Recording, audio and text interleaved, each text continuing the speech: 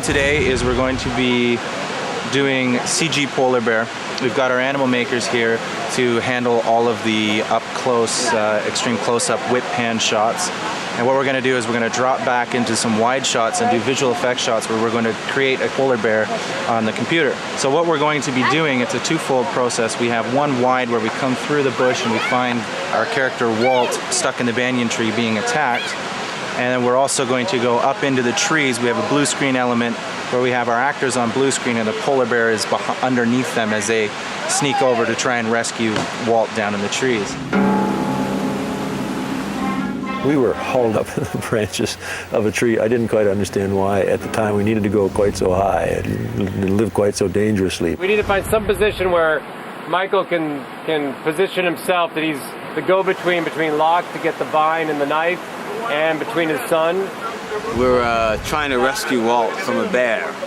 And so we're just like going through all the sort of places where we could hang down and grab him, and we're gonna drop a knife and we're gonna be bear wrestling, and it's gonna be great. So that's basically what's going on right now. It was actually a lot of fun, like sort of climbing these huge trees and falling down and swinging knives at the bear that's really just a guy with an arm, like, you know.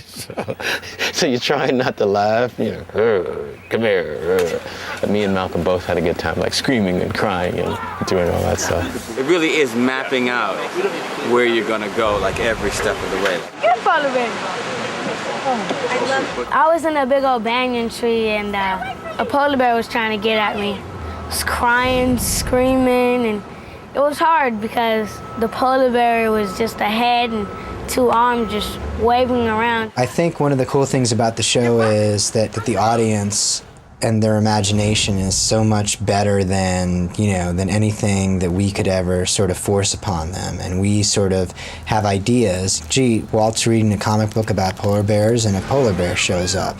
Or Walt is reading a book about birds and a bird flies into the window. And I know what I mean by it, but I think when the audience starts getting disconnected is when you tell them what to think, which is, Walt is psychic. Like, I don't want to say that, but all I'm going to say is I show you the scene, I throw out the idea, and then it's sort of up to you to extrapolate from it what you want.